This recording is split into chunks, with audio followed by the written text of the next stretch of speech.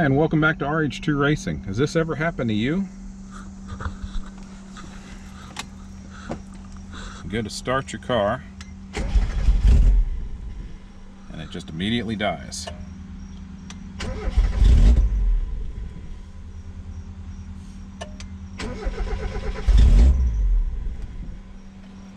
No matter if you hit the gas or not, nothing really happens. So let's go ahead and try to troubleshoot this. Sorry for the noise of the weed trimmers and things like that. It's weed whacking day here at the apartment. But let's go ahead and see if we can troubleshoot this. I was having some battery issues, so I went ahead and replaced my alternator. Got a new one down in there. I don't know if you can see it, but that's all brand new. Everything's hooked up there. So we want to make sure everything is good to go. I mean, I didn't unplug anything, so nothing should have really changed. Want to make sure all your plugs are all nice and tight. And we can check to see if the mass airflow is causing problems. One way to do that is actually unplug it, see if it starts up. It might not run all that great, but if it starts up, it might be a bad mass airflow. But I did actually go ahead and took some starter fluid and sprayed it into the throttle body here, and it sounded like it really wanted to go. So I'm thinking more along the lines of a fuel pump. Now this fuel pump's been in there for over 200,000 miles, so it's time for a change no matter what. Went ahead into got to the diagnostic port here, and if you look in here, it says FP. I don't know if you can read that or not, probably not. Let's try to make sure you can read it here. You'll see one that says FP and one that says ground. The FP is the second one in, and the ground is like the third one in. And if you jump those together, it should make it where it bypasses your fuel relay, or fuel pump relay, I should say, that's over on that side. So I went ahead and did that, and as you'll see on the inside, I'm not hearing the fuel pump at all. In your back package tray right underneath here is your fuel pump. Now normally when you hit the key, I'll go ahead and turn it on, you should be able to hear it whirring in there, making a little bit of something. But we'll do it a couple times. I'll shut up so you guys can hear it. I'm not hearing anything. Nope, nothing. So what I'm thinking is it's the fuel pump. So we went ahead and got a new fuel pump. Got one of the Deatschwerks. It's a 255 liter per hour fuel pump. You don't really need much more than that, that's for sure. Not to start out with, at least. It's their DW200, and it comes with all the accessories you need, all the little fittings, and it even comes with a sock, which if you buy this on the Summit site, it doesn't show that it actually comes with the strainer, but it does, so you don't have to buy that separately. Now I ran over to, man, got a dog barking here. I ran over to my local, maybe not so local, Harbor Freight, and I picked up some things that are going to make my life a little bit easier. One is going to be a trim tool kit to take off the little fasteners, like this one right here. I'm going to try not to break them. If I do break them, I got this fastener kit. I'm going to actually try this out, see if any of these match up. Be nice if they do. I also got a line clamp tool. That's going to be for holding the fuel lines so they don't get fuel everywhere. I got a couple 45 and a 90 needle nose plier, or a long nose plier I should say. That's going to be to pull the clamps off that you'll see here momentarily, and also some towels just so we can clean up the mess and not make a huge pile of gas somewhere. That would not be a fun thing. But let's go ahead and see if we can get these clips off. These are the clips we're talking about here on the back. If we can get this out, we got to move this carpet out of the way. I'm actually going to try to see if I can get these up and see if I can go the other way with it, just to make it a little bit easier. But we'll see if that actually works.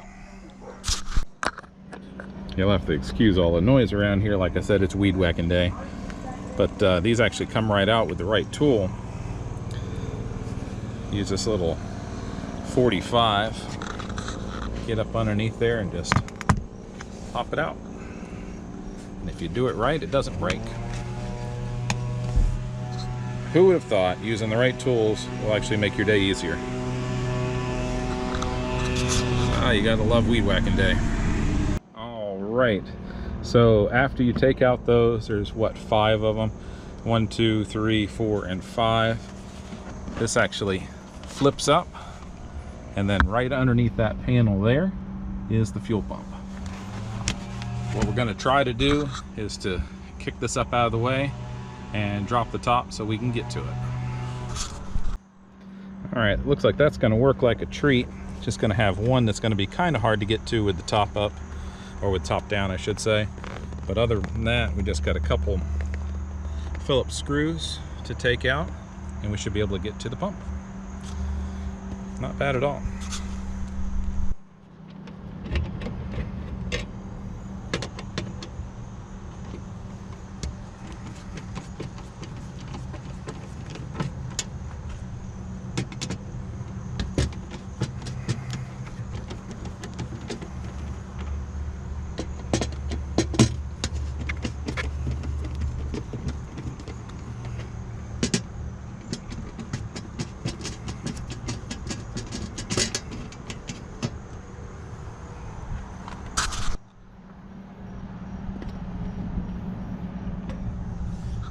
Alright, so I got a couple little detail brushes here, and I brushed this off and used some little bit of compressed air, because whenever you're working with this stuff, when you take this off, especially when it probably hasn't been taken off for 200,000 miles or so, you really want to get it kind of clean a little bit there, because you don't want all that dirt going in your gas tank. Definitely not a good thing. So now all we have to do is take off all these little screws, and this should pop up. We're going to loosen these up and remove those. That's why I got the towel ready. Loud trucks going by.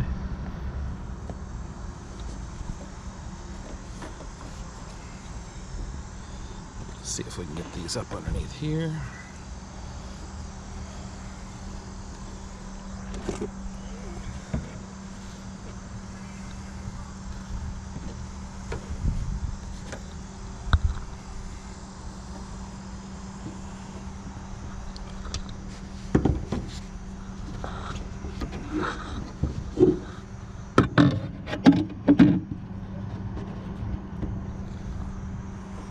Really not that hard to do this, it's just filming makes everything so much more difficult.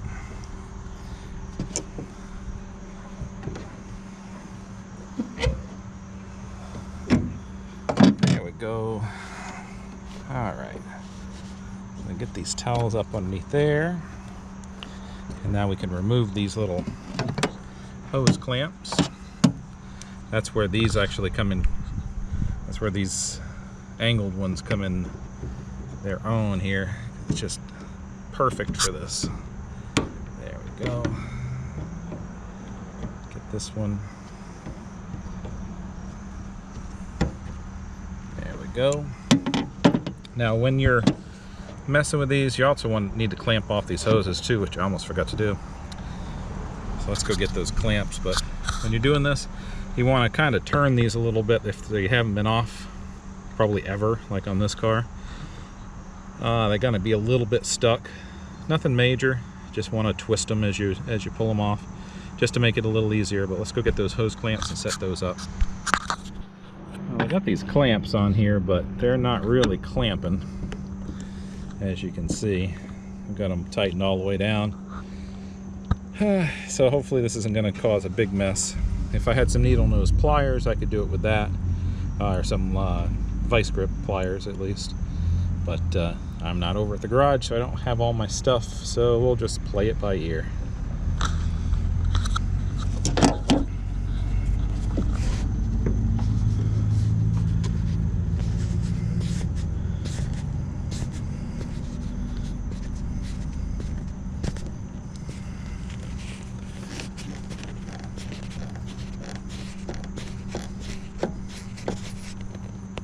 It's got a lot of pressure to it.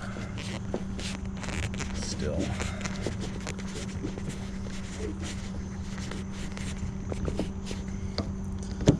There we go. That one's leaking a little bit of fuel, but nothing terrible. Let's try this one.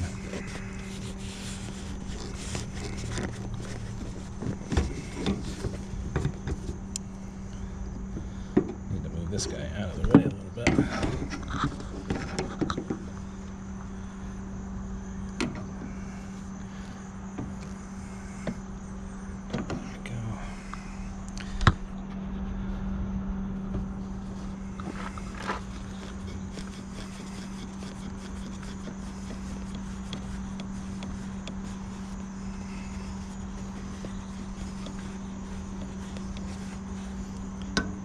Go. All right, now both of those are taken off. Can put the pliers to the side for a minute. Can move these out of the way where they're not going to be hurting anybody. As a matter of fact, I think I'm going to find something heavy to put on there and just leave them like that, because that'd be perfect. All right, that kind of worked out. The little fastener kit here, it's the right size for that, so that works out great. So like I said, all I got to do now is take off all these little screws around the edge, and that should be ready to go.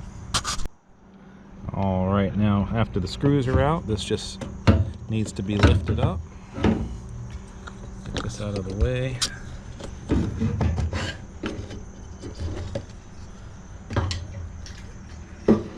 This will have your float. Be very careful you don't bend that out of proportion. Let me see if I can go get something to put this in, because I don't want to be dripping gas everywhere. Be right back. If you're working outside or even in a garage, after you get that out, you're going to want to cover your fuel tank. You don't want a whole bunch of garbage getting in there. So just take a shop towel or something, just drape it over it. That'll be fine. Now we got our fuel pump out. This is the strainer. This is the fuel pump here. I'm assuming this thing hasn't been changed out in 220,000 miles, so it's probably the cause of my problems, but we shall see. I need to upgrade my fuel pump anyway, so even if this isn't the problem, it's still something I needed to do. So let's go ahead and get this swapped out. All right, here is the old fuel pump. This is the float. This is going to this little switch panel here. This lets you know, this is your sender for your fuel level. This lets you know how much fuel you have. How that works, kind of like a toilet bowl plunger. Kind of just goes up and down with the fuel level. Lets you know when you got fuel and when you don't. You got your electrical connection here. You got your sock or your strainer, whatever you want to call it. It's a little rubber band to keep this in place. Got a little electrical connection connector, and I think I said that, and you got your fuel pipe. So what we're going to do is just take this apart and replace it with the new stuff. Alright, all you got to do is just take out this little screw here and undo this top clamp on this hose, and this whole unit will slide right out, and that will get it out of the way. We're not reusing that, so that's going to be fine. The new one comes with its own hose, so you just slip that hose over the little nipple there, taking the top of it off. It also comes with new hose clamps. We're going to put those on, and then we're going to affix it to this pipe here. Just slide it right in there. It goes right up to there, making sure you keep this in there like that. And then we're going to be putting on the sock and everything, putting on the other clamp, so we don't forget that. Tightening this up. It's pretty self-explanatory. I'll go ahead and show you when it gets done, show you what it looks like. Okay, so on the bottom here, I'm going to try to do this and film it at the same time. It's kind of difficult, so put this together here. And the bottom has this little part right here. It has a little retainer on it. All you have to do is just pry up on it. Not real difficult. Then this whole thing will come up along with this. Now, if your kit, if you get the same one I got, it'll come with a new fastener, or you can reuse the old one if you can get it on there. Put the new little rubber isolator on your bracket, and then put the new sock on the little hole there, and yeah, you'll be ready to go. I'll show you what I mean. The sock just slides on. You really can't get it wrong because it's got that little nub where it needs to go over. Just make sure it's all seated all the way down, and then you're going to put this right on there. Alright, I just went ahead and used the old one, put it on there pretty tight. Everything looks like it's going to be locked on there as best it can be. Pushed it down with a screwdriver and everything, make sure it made contact. I don't see where that's going to give me problems at all. Tried to use the little one that it came with, but I couldn't get that thing on there to save my life. It seemed to be the hardest part of this whole problem or process. But anyways, let's go ahead and continue building this up, and we'll see how this goes.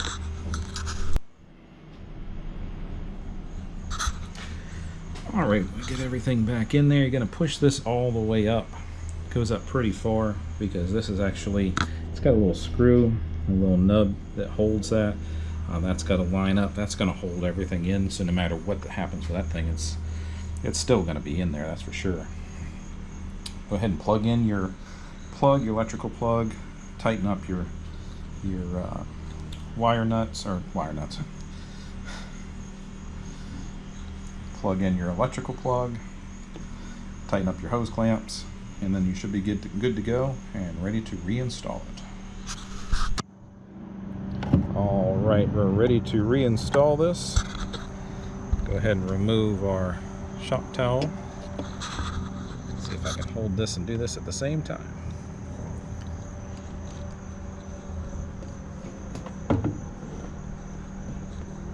Maybe not.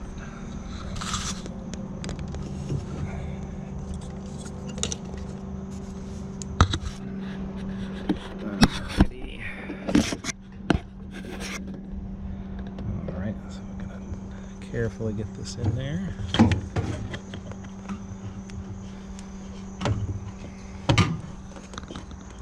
Sure enough.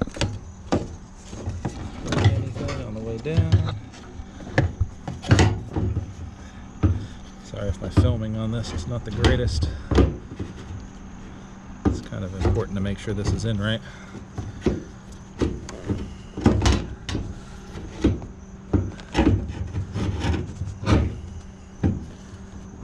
And for some reason it's not. Hold on a second. Alright, there's a good lesson for you. Don't force it. If it's not going in right, pull it back out, put it back in. Make sure everything's straight. It just wasn't straight in there. But now all the holes are lining up. Everything's ready to go. So I'm going to go ahead and put the screws in and getting it buttoned up. Alright, had a little snafu. I lost one of my little screws. These things are tiny. It dropped down in there. And I don't think I'm ever getting it back. So went to my local Ace Hardware, got a new one. So we should be good to go. I'll go ahead and get these two in and plug it up, and then we'll be on our way. Alright, everything's buttoned up. Electrical connector is connected. And I'm going to go ahead and try to start it and see if that fixed the problem. Let's hope it does. Alright, first of all, I'm going to see if we hear the pump.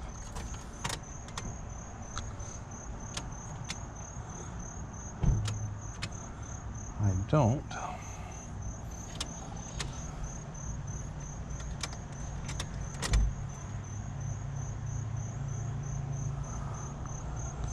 It should be loud, but let's see.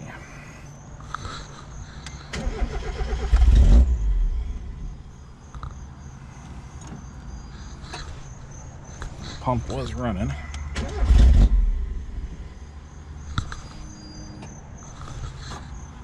It's still not helping our problem.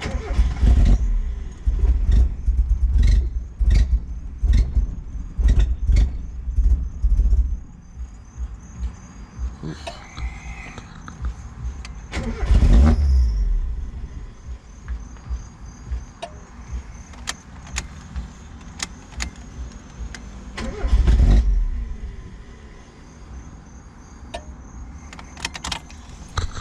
Well, It's not helping our problem out.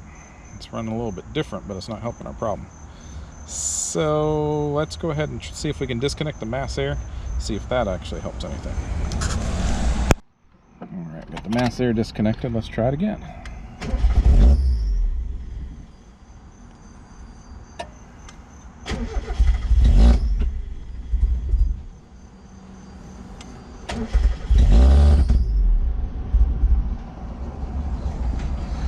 Definitely a weird problem. I don't know what it is.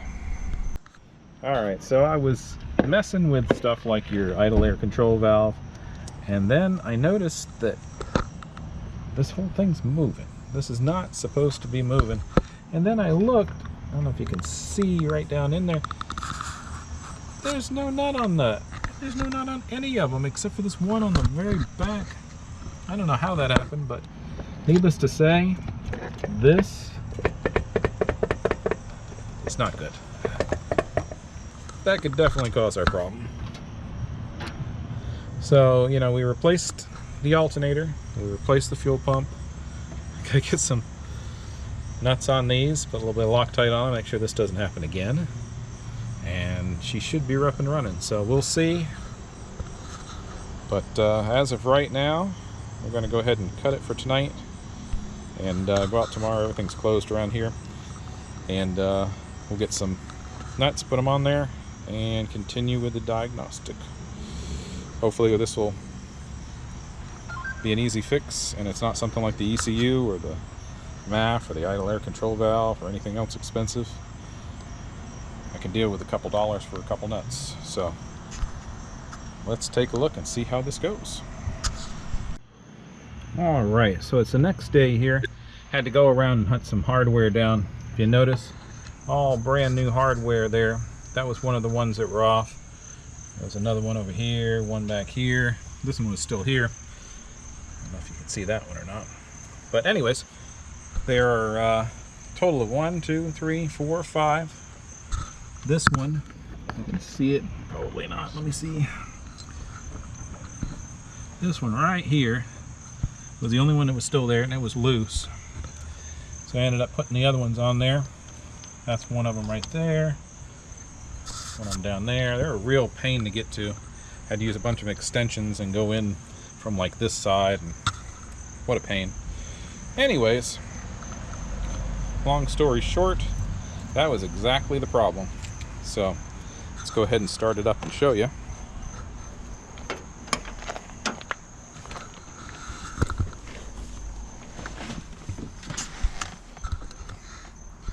Here we are again. Kind of seems familiar.